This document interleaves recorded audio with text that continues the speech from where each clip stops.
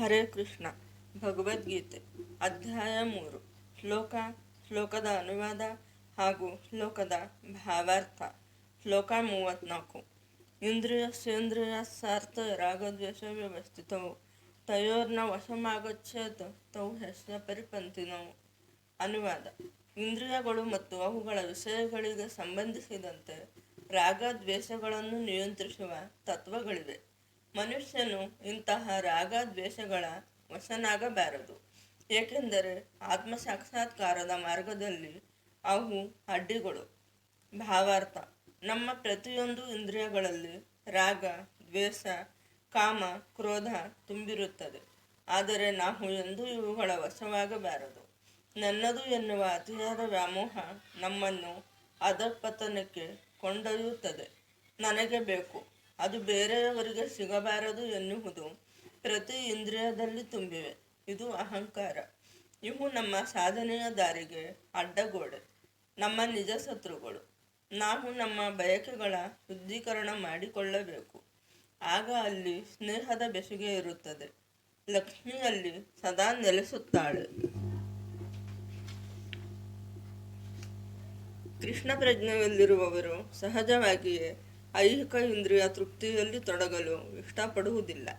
ಆದರೆ ಇಂತಹ ಪ್ರಜ್ಞೆಯಲ್ಲಿ ಇಲ್ಲದವರು ಅಪೌರುಷೇಯ ಧರ್ಮಗ್ರಂಥಗಳ ವಿಧಿ ನಿಯಮಗಳನ್ನು ಅನುಸರಿಸಬೇಕು. ಐಹಿಕ ಸೆರೆಗೆ ಮಿತಿಯಿಲ್ಲದೆ ಇಂದ್ರಿಯ ಭೋಗವೇ ಕಾರಣ.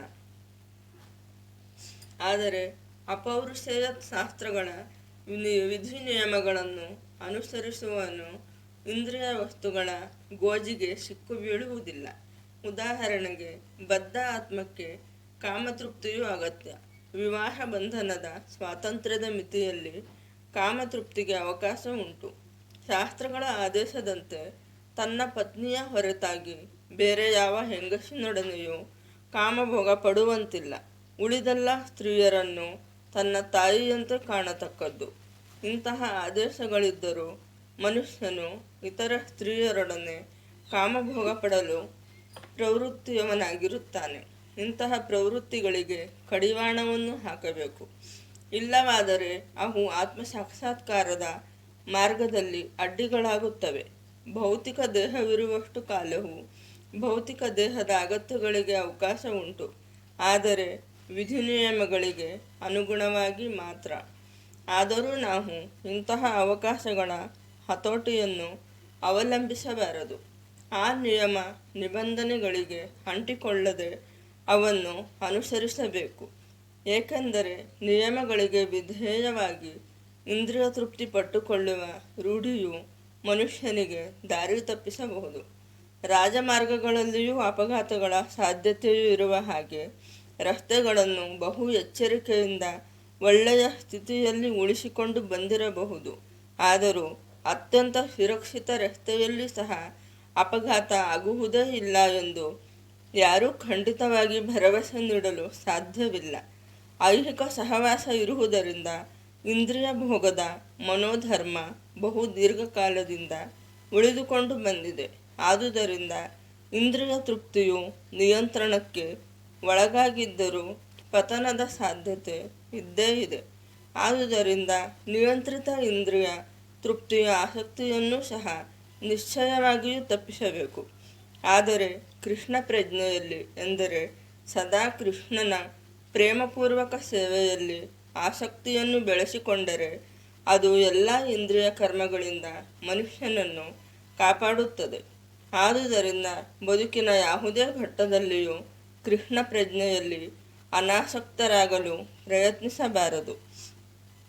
ಎಲ್ಲ ರೀತಿಯ ಇಂದ್ರಿಯಾಸಕ್ತಿಯಿಂದ ದೂರವಾಗುವ ಉದ್ದೇಶವು ಅಂತಿಮವಾಗಿ ಕೃಷ್ಣ ಪ್ರಜ್ಞೆಯ ವೇದಿಕೆಯಲ್ಲಿ ನೆಲೆಯನ್ನು ಕಂಡುಕೊಳ್ಳುವುದೇ ಆಗಿದೆ. ಶ್ಲೋಕ 35. ಶ್ರೇಯಾನ್ ಸ್ವಧರ್ಮೋ ವಿಗುಣಃ ಪರಧರ್ಮಾತ್ ಸ್ವನುಷ್ಠಿತಾತ್ ಸ್ವಧರ್ಮೋ ನಿಧನಂ ಶ್ರೇಯಃ ಪರಧರ್ಮೋ ಭಯಾವಹಃ. ಅನುವಾದ: ತನ್ನ ನಿಯತ ಕರ್ತವ್ಯಗಳನ್ನು ತಪ್ಪಾಗಿಯಾದರೂ ನಿರ್ವಹಿಸುವುದು ಪರಧರ್ಮವನ್ನು ಪರಿಪೂರ್ಣವಾಗಿ ಮಾಡುವುದಕ್ಕಿಂತ ಉತ್ತಮವಾದದ್ದು. ಸ್ವಧರ್ಮದಲ್ಲಿ ನಾಶವು ಮತ್ತೊಬ್ಬರ ಧರ್ಮವನ್ನು ಆಚರಿಸುವುದಕ್ಕಿಂತ ಉತ್ತಮ. ಏಕೆಂದರೆ ಪರಧರ್ಮವು ಭಯಂಕರವಾದದ್ದು. ಭಾವಾರ್ಥ: ಜೀವ ಸ್ವಭಾವಕ್ಕೆ ಅನುಗುಣವಾಗಿ ನಮ್ಮ ಧರ್ಮ ಅದು ಸ್ವಧರ್ಮ, ಅದು ಸಹಜ ಕ್ರಿಯೆ. ನಮ್ಮ ಸಹಜ ಸ್ವಭಾವ ಯಾವುದೋ ಅದನ್ನು ನಾವು ಮಾಡಬೇಕೇ ವಿನಃ ಅನ್ಯವನ್ನು ಮಾಡಬಾರದು.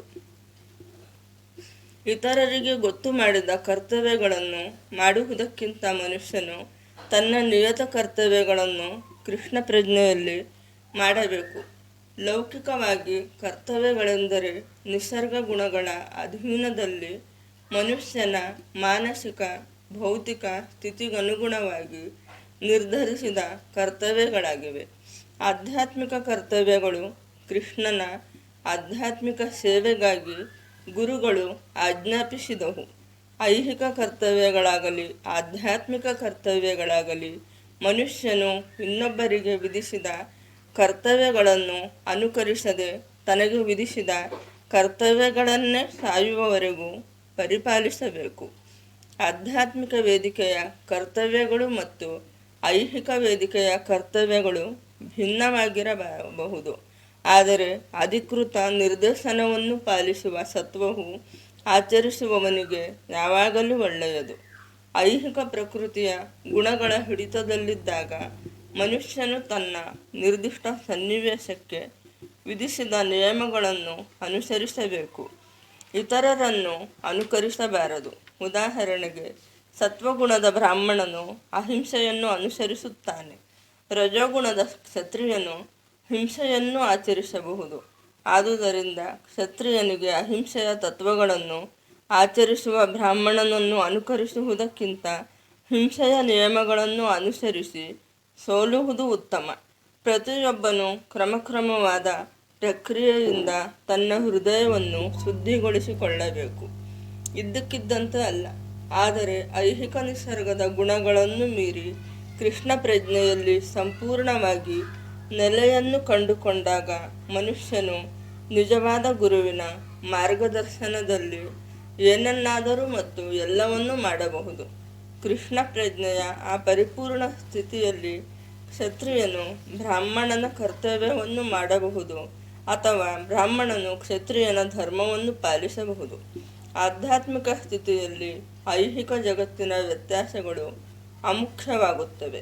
ಉದಾಹರಣೆಗೆ, ವಿಶ್ವಾಮಿತ್ರನು ಮೂಲತಃ ಕ್ಷತ್ರಿಯನು, ಆದರೆ ಅನಂತರ ಅವನು ಬ್ರಾಹ್ಮಣನಂತೆ ವರ್ತಿಸಿದನು. ಪರಶುರಾಮನು ಬ್ರಾಹ್ಮಣ, ಆದರೆ ಅನಂತರ ಅವನು ಕ್ಷತ್ರಿಯನಂತೆ ನಡೆದುಕೊಂಡನು. ಆಧ್ಯಾತ್ಮಿಕ ನೆಲೆಯನ್ನು ಸಾಧಿಸಿದ ಅವರು ಹಾಗೆ ಮಾಡಲು ಸಾಧ್ಯವಾಯಿತು. ಆದರೆ ಐಹಿಕ ನೆಲೆಯಲ್ಲಿ ಇರುವಷ್ಟು ಕಾಲ ಮನುಷ್ಯನು ಐಹಿಕ ನಿಸರ್ಗದ ಗುಣಗಳಿಗೆ ಅನುಗುಣವಾಗಿ ತನ್ನ ಕರ್ತವ್ಯಗಳನ್ನು ಮಾಡಬೇಕು. ಜೊತೆಗೆ ಅವನಿಗೆ ಕೃಷ್ಣ ಪ್ರಜ್ಞೆಯ ಸಂಪೂರ್ಣ ಅರಿವಿರಬೇಕು. ಶ್ಲೋಕ 36. ಅರ್ಜುನ ಉವಾಚ: ಅತಕೇನ ಪ್ರಯುಕ್ತೋಯಂ ಪಾಪಂ ಚರತಿ ಪುರುಷಃ ಅನಿಚ್ಛನ್ನಪಿ ವಾರ್ಷ್ಣೇಯ ಬಲಾದಿವ ನಿಯೋಜಿತಃ. ಅನುವಾದ: ಅರ್ಜುನನು ಹೇಳುತ್ತಾನೆ, ವೃಷ್ಣಿಯ ಸಂತತಿಯವನಾದ ಕೃಷ್ಣನೇ, ಮನುಷ್ಯನು ಇಷ್ಟವಿಲ್ಲದಿದ್ದರೂ ಬಲಾತ್ಕಾರ್ಯದಿಂದ ಪಾಪ ಕಾರ್ಯಗಳನ್ನು ಮಾಡಲು ಯಾವುದರಿಂದ ಪ್ರಚೋದಿತನಾಗುತ್ತಾನೆ. ಭಾವಾರ್ಥ: ಪಾಪ ಪುಣ್ಯದ ಅರಿವಿದ್ದು ಮಾಡಬಾರದ ಕೆಲಸ ಎಂದು ತಿಳಿದರೂ ಕೆಲವೊಮ್ಮೆ ತಪ್ಪು ಮಾಡುತ್ತೇವೆ. ಮಾಡಬಾರದು ಅನಿಸಿದ್ದನ್ನು ಮಾಡುವಂತೆ ಪ್ರೇರೇಪಿಸುವ ಶಕ್ತಿ ಯಾವುದು? ಇದು ಅರ್ಜುನನ ಪ್ರಶ್ನೆ. ಭೀಷ್ಮ ದ್ರೋಣಾಚಾರ್ಯರು ಕಾಲದ ಮಹಾಜ್ಞಾನಿಗಳು. ಆದರೆ ಯಾವುದೋ ಕಾರಣದಿಂದ ತಪ್ಪು ಎಂದು ತಿಳಿದಿದ್ದರೂ ಸಹ ದುರ್ಯೋಧನನ ಕಡೆ ಯುದ್ಧಕ್ಕೆ ನಿಂತರು. ಜೀವಿಯು ಪರಮಪ್ರಭುವಿನ ವಿಭಿನ್ನ ಅಂಶ. ಆದುದರಿಂದ ಅದು ಮೂಲತಃ ಆಧ್ಯಾತ್ಮಿಕವಾದದ್ದು, ಪರಿಶುದ್ಧವಾದದ್ದು ಮತ್ತು ಎಲ್ಲ ಐಹಿಕ ಕಸ್ಮಲಗಳಿಂದ ಮುಕ್ತವಾದದ್ದು. ಆದುದರಿಂದ ಮನುಷ್ಯನು ಈ ಐಹಿಕ ಜಗತ್ತಿನ ಪಾಪಗಳಿಗೆ ಒಳಪಟ್ಟವನಲ್ಲ. ಆದರೆ ಐಹಿಕ ನಿಸರ್ಗದ ಸಂಪರ್ಕದಲ್ಲಿದ್ದಾಗ ಆತನು ಹಿಂದೆಗೆಯದೆ ಅನೇಕ ಪಾಪಗಳನ್ನು ಮಾಡುತ್ತಾನೆ. ಕೆಲವೊಮ್ಮೆ ತನ್ನ ಇಚ್ಛೆಗೆ ವಿರುದ್ಧವಾಗಿ ಪಾಪಗಳನ್ನು ಮಾಡುತ್ತಾನೆ. ಆದುದರಿಂದ ಜೀವಿಗಳ ವಿಕೃತ ಬುದ್ಧಿಯನ್ನು ಕುರಿತು ಅರ್ಜುನನು ಕೃಷ್ಣನಿಗೆ ಕೇಳಿದ ಪ್ರಶ್ನೆಯು ತುಂಬ ಭರವಸೆಯಿಂದ ಕೂಡಿದೆ. ಕೆಲವೊಮ್ಮೆ ಜೀವಿಯು ಪಾಪವನ್ನು ಮಾಡಲು ಬಯಸದಿದ್ದರೂ ಆತನು ಕ್ರಿಯೆಯಲ್ಲಿ ತೊಡಗಲೇಬೇಕಾಗುತ್ತದೆ. ಆದರೆ ಪಾಪಕರ್ಮಗಳನ್ನು ಅಂತರಂಗದಲ್ಲಿರುವ ಪರಮಾತ್ಮನು ಪ್ರಚೋದಿಸುವುದಿಲ್ಲ. ಇದಕ್ಕೆ ಬೇರೊಂದು ಕಾರಣ ಉಂಟು. ಇದನ್ನು ಮುಂದಿನ ಶ್ಲೋಕದಲ್ಲಿ ಭಗವಂತನು ವಿವರಿಸುತ್ತಾನೆ. ಹರೇ ಕೃಷ್ಣ.